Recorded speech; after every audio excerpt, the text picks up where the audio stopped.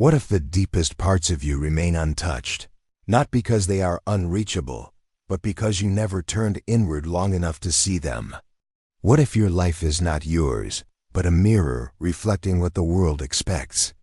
Most people believe they are living. They are not. They are maintaining, performing, adapting. They exist in routines shaped by fear and longing, calling that safety. But deep inside, something sacred still waits. It does not shout. It remembers. Have you ever asked yourself if your thoughts are truly yours? If your desires are not echoes of someone else's hunger? If the voice guiding your life is not your soul, but a carefully trained survival mechanism, the truth is not hidden. It is simply buried beneath noise, beneath urgency, beneath the masks you were rewarded for wearing. And every time you ignore the tension inside, you are pulled further away from what truly matters. What would happen if you stopped looking outward? If you paused the performance? If, for once, you let the silence speak louder than your ambition? Would you recognize yourself? Or has the real you already forgotten how to return? Individuation is not a trend. It is not healing for show. It is a dangerous, beautiful unraveling. It begins when you finally admit that something in you is tired of pretending. That something in you is ready to remember. Most people spend their lives becoming what others find acceptable. They call it success. They call it responsibility. But beneath the polished surface, there's a quiet despair. A sense that their soul has been traded for the illusion of stability. They follow scripts written by fear. They confuse belonging with disappearing. They adapt so well to external demands that they no longer remember what they once desired before the world told them who to be. We are born whole, but we are taught to fragment. Taught to hide our rage, taught to fear our tenderness, taught to smile when we want to scream. This is not maturity. This is the death of authenticity. The systems around us reward predictability, not presence. They celebrate repetition, not reflection. You learn to be productive before you learn to be real. You are taught how to speak, but not how to listen to your own silence.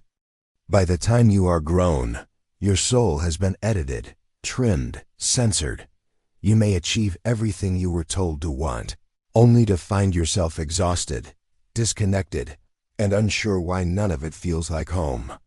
To truly live your own life, you must be willing to lose the life that was built to please others. You must be willing to leave the stage, to let the mask fall, to return to the place where truth begins. This journey is not for those seeking comfort. It is for those who feel the ache. The ones who lie awake at night, sensing that something essential is missing, though they cannot name it. That ache is not a weakness. It is a doorway. You do not need to fix yourself. You were never broken. You only abandoned parts of you that were too wild, too sensitive, too honest for a world obsessed with control. Those parts are still waiting. They remember you. Individuation is the process of remembering. Not through intellect, but through encounter, through shadow, through silence, through the raw, unfiltered mirror of your own inner life. It does not promise happiness. It promises wholeness. And wholeness is where life begins. Carl Jung did not call this path easy. He called it essential, because without it, you live as a fragment, a persona, a mask shaped by need. But when you begin to turn inward, the scattered pieces of your soul start to return. You will not be the same. That is the point. This is not about becoming better. It is about becoming real. It is about standing in front of your life without armor and finally saying yes to who you truly are. So consider this your invitation. Not to a destination, but to descent into your unconscious, into your forgotten depths, into the mystery that waits beneath the surface. Not to escape life, but to finally meet it face to face. Individuation is not about becoming something new. It is about becoming what you already are beneath the forgetting. Jung saw it as the process through which a person becomes inwardly whole, no longer divided between surface and depth, image and essence. For Jung, Individuation is not a spiritual concept floating above life. It is life itself lived from within. It means confronting every disowned part of yourself and slowly integrating what has been denied into the fabric of who you are. It is not about perfection. It is about totality. Not about fixing flaws, but embracing opposites. Light and dark. Logic and intuition, order and chaos, all of them are you. Wholeness does not eliminate complexity, it makes peace with it. This process begins when the ego, your conscious self, steps down from the throne and listens, not to the world, but to the unconscious. To dreams, to symbols, to the parts of your being that were never fully invited to speak. Individuation is not selfish, it is sacred. The more you become yourself, the more you are able to offer presence, truth, and love to the world, not from sacrifice, but from fullness. That is what Jung called the privilege of a lifetime. Individuation is not the pursuit of self-improvement. It is the return to internal coherence. Jung did not speak of rising higher. He spoke of going deeper, of bringing together the scattered pieces of the soul into one living, breathing truth. We are taught to grow by addition, add skills, add achievements, add approval, but individuation is the opposite. It is subtraction. It is the peeling away of layers that never belonged. It is the dissolving of masks built to survive. This process asks not who you want to become, but who you already are beneath fear, beneath performance, beneath all the adaptations that kept you safe but slowly silenced your core. Integration means welcoming back what was once exiled. It is not about strength without weakness or clarity without confusion. It is about holding both without judgment. Integration does not choose sides, it creates relationship. Between the ego and the unconscious, between the known and the forgotten. You do not become whole by chasing light. You become whole by turning toward your shadow with compassion. When all parts of you have a seat at the table, you begin to feel a kind of peace that effort cannot create. The path of individuation is not a transformation into something greater. It is a return to something original. It is not about escaping who you are. It is about removing what never belonged so your true self can finally breathe. You were not born incomplete. You were born whole, but unaware. Life fragments you. Society shapes you. Trauma distorts you. But beneath it all, the original pattern remains untouched. Individuation brings that pattern back into conscious life. This is not becoming extraordinary, it is becoming real. It is the shift from striving to remembering, from performing to embodying, from pretending to being. Your soul does not need to be reinvented, it needs to be reclaimed. You do not evolve into someone else. You come home to the one who has always been waiting. Quiet, patient, hidden beneath roles, beneath wounds, beneath all the ways you learn to abandon your truth just to belong. Becoming yourself is not a final destination. It is a daily practice of inner honesty, of listening, of choosing integrity over performance. It is the courage to walk away from everything that makes you visible, but keeps you false. The ego is the center of your conscious identity. It is the part that says I am. It helps you navigate the world, make decisions, and build a sense of self. But it is not the whole of who you are. Jung never dismissed the ego. He understood its importance. But he also warned against its inflation. When the ego believes it is everything, it becomes blind to the deeper forces that move beneath the surface of consciousness. The ego is necessary for survival, but insufficient for wholeness. It sees only what fits its narrative. It protects what is familiar and avoids what threatens its image. That is why individuation requires going beyond the ego without destroying it.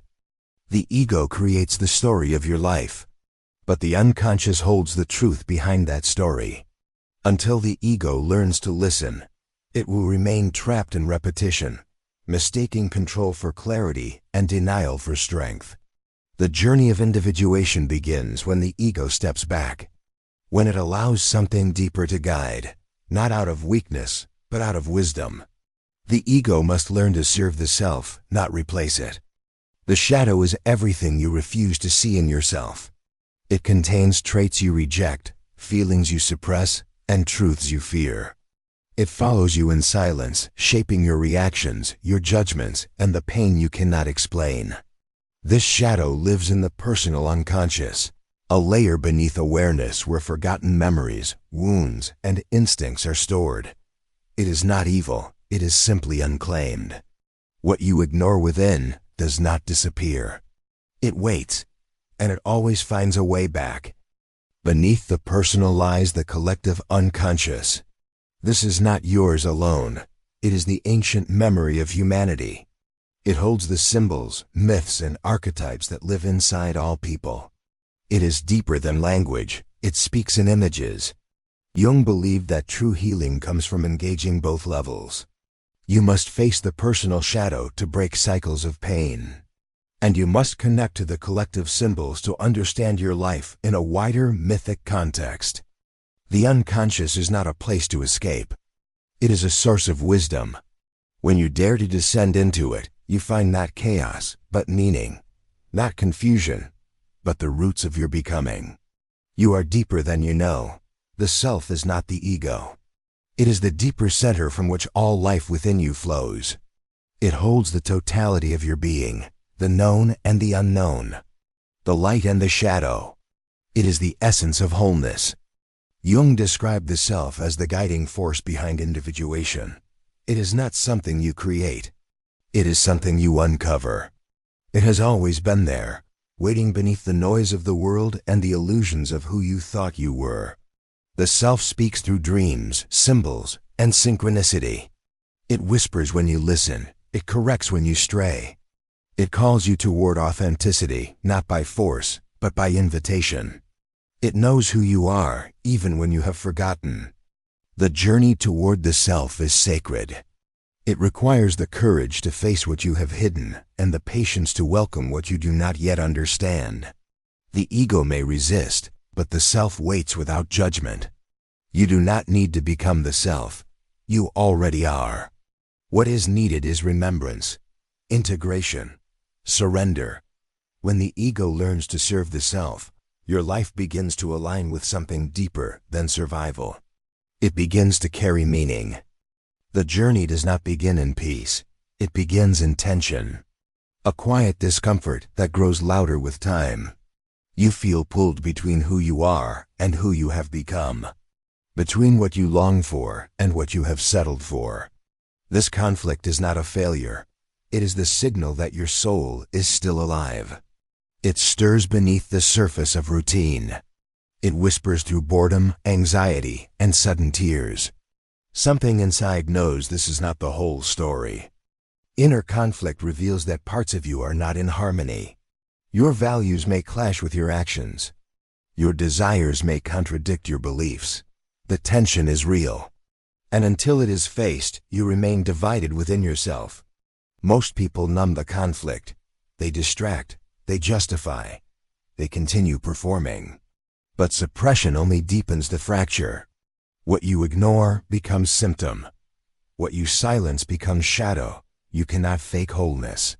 You must choose to face what you fear.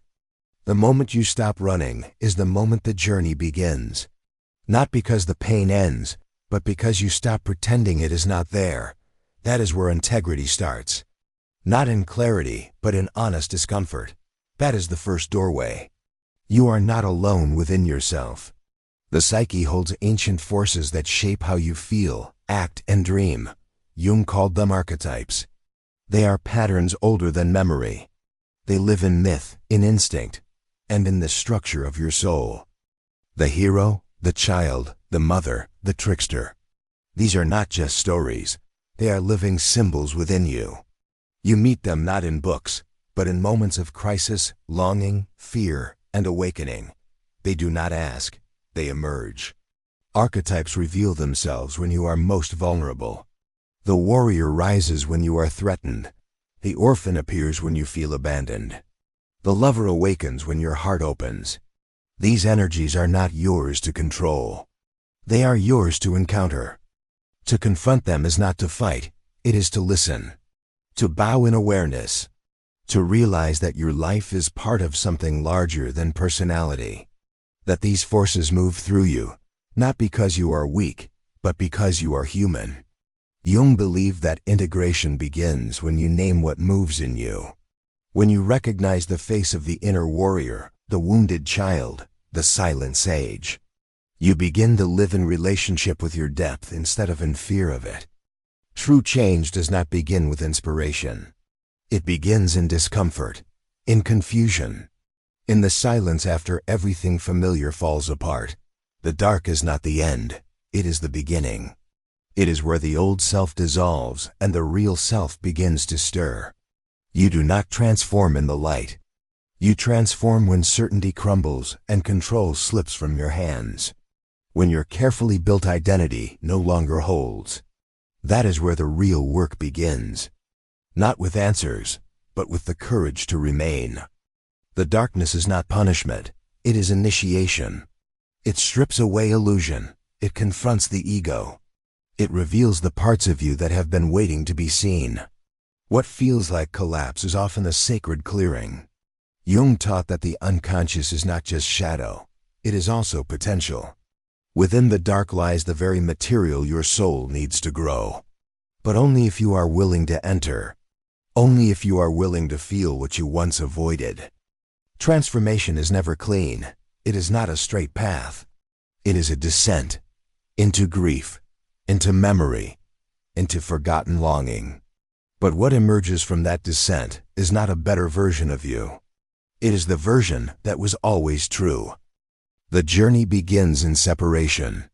Not by choice, but by design. From childhood, you are shaped by survival. You adapt. You split. You learn what is acceptable and what is dangerous. Slowly, the authentic self retreats and a mask is formed. This separation is not a failure. It is the natural beginning. You cannot integrate what you have not first lost. You must forget who you are before you can remember. The wound is not the opposite of the path. It is the doorway. During this stage, you live from the ego. You seek validation. You perform to be loved. You become what others need, while forgetting what you once knew in your bones. The pain of this stage is silent, but constant. You may feel successful, respected, admired, but deep inside there is an ache, a quiet dissonance, a sense that something is missing, though nothing appears broken. That subtle emptiness is the signal that your deeper self is still waiting. Separation is the exile of the soul. But even in exile, the soul watches, it waits. It knows the day will come when the mask begins to crack, when the longing for truth becomes louder than the fear of change. This stage begins when you can no longer lie to yourself. Something cracks. A dream unsettles you. A loss exposes you. A mirror no longer flatters you. The image you have been protecting begins to dissolve under the weight of inner truth. Recognition is painful because it reveals how much of your life was built on avoidance. You begin to see the roles you played, the patterns you repeated, the emotions you buried. It is not weakness. It is awakening. You meet the child who was silenced, the anger that was disguised as calm, the joy that was postponed for the sake of control. These parts were never gone. They were waiting. Now they rise, asking to be known. You cannot integrate what you refuse to see. This stage demands honesty. You must name the masks. You must feel what was never allowed. You must sit with discomfort without explaining it away. That is where healing begins. Recognition is not about judgment. It is about relationship. When you meet your shadow with presence, it begins to soften. When you look into your own darkness without shame, you begin to find the light that lives inside it. Integration is not dramatic. It is subtle. It happens when the parts of you that once fought each other begin to speak. It is not the victory of light over dark. It is the realization that both belong within the same soul. You stop running from what you feared inside yourself. You no longer reject the anger, the grief, or the longing. Instead, you welcome them as messengers, as aspects of your being with something essential to teach. The ego no longer dominates, it begins to listen. It bows to something deeper, a rhythm that is not controlled but felt, a truth that is not argued but embodied. This is the moment when presence becomes your way of living. You feel contradiction without collapse. You hold grief and gratitude in the same breath. You become more honest, more rooted, more whole. This is not perfection. It is unity. And unity gives birth to inner peace. Integration does not erase your past. It transforms your relationship with it. The fragments are still there, but now they move together. Now they serve a greater center. That center is the self, and from that center, you begin to truly live. Individuation is not self-improvement. It is the uncovering of what is real. When you live authentically, you are no longer performing. You are responding to life from your center. That response is truth. That truth is what gives your life meaning. Many people search for purpose in goals, titles, and roles. But these are temporary. What endures is the alignment between your outer choices and your inner truth. Meaning is not something you chase. It is something you become when you live honestly. Authenticity is not about expression. It is about congruence. It is the invisible peace that comes when your words match your heart, when your actions reflect your essence, when you no longer betray yourself to be understood by others. Carl Jung believed that a meaningful life is not made through external achievement. It is made through inner harmony, through the courage to accept your full humanity, through the willingness to carry your light without denying your shadow. To live authentically is not easy, but it is necessary, because the soul cannot thrive in falsehood. It grows only where truth is allowed to live, and when truth is lived, meaning becomes inevitable. Not as an answer, but as a presence. Fulfillment is not the result of success. It is the result of integration. Without wholeness, even the most impressive life feels hollow. You can reach your goals and still feel incomplete if you have not yet come home to yourself. Wholeness is not perfection. It is the acceptance of your totality. Your doubts, your wounds, your dreams, and your contradictions. When all parts of you are allowed to exist, something shifts. You no longer chase peace. You begin to embody it. Most people seek fulfillment by adding more validation, more control, more experiences. But wholeness is not about more. It is about depth. About being fully present with what is already within you. That presence is what creates genuine satisfaction. Carl Jung taught that real healing comes when opposites are held together. When you do not reject parts of yourself but include them. That inclusion gives birth to meaning. It allows your inner life to align with your outer expression. You will not feel fulfilled by becoming what others admire. You will feel fulfilled when your life reflects your truth. That truth is not something you invent.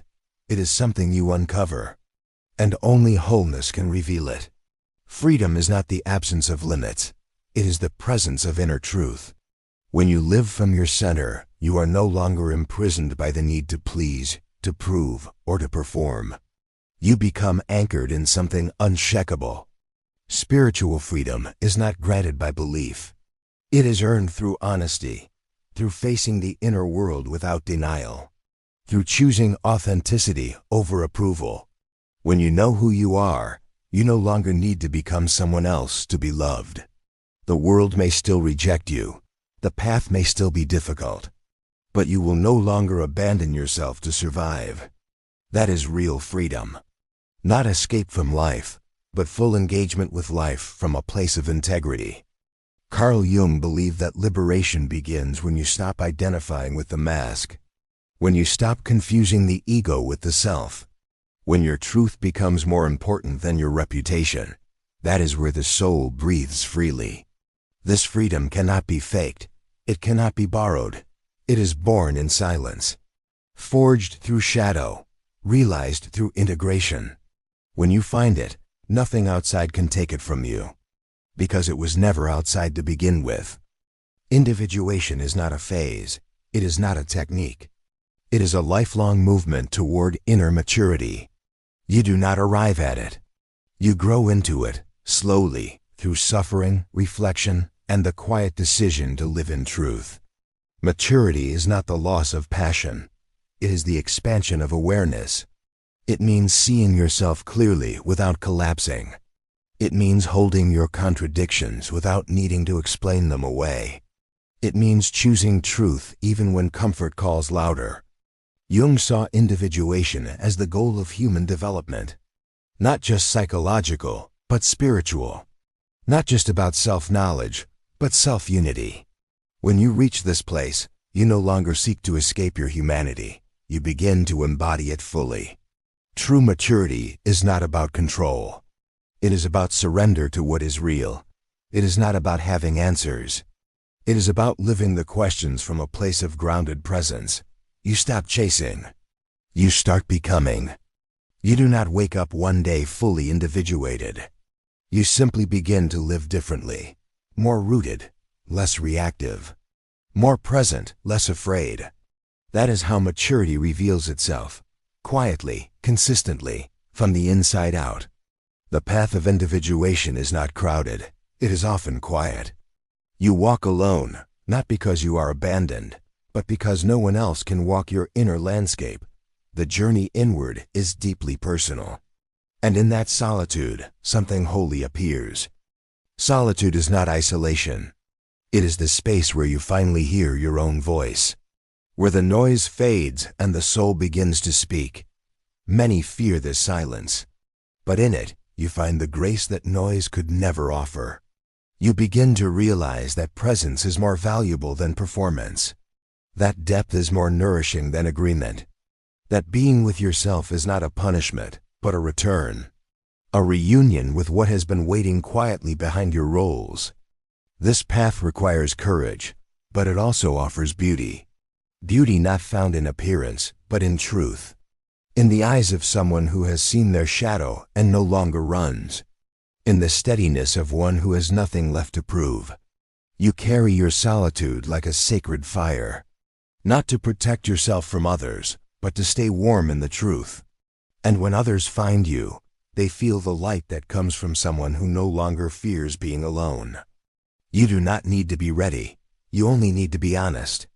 The path of individuation does not begin with certainty. It begins with a whisper, a restlessness, a moment when you can no longer pretend that the surface is enough. This is not a call to change who you are. It is a call to remember who you were before the world told you who to be. Beneath the noise, beneath the fear, something in you already knows the way. There is no perfect time, no guaranteed map, no external sign that will push you forward. Only the quiet truth inside you that says now, that says you are tired of repeating, that says you are ready to return. You may lose comfort. You may lose approval. But what you gain is sacred. You gain yourself. And that is not a selfish act. It is a gift to the world. Because nothing is more powerful than a human being who has become whole.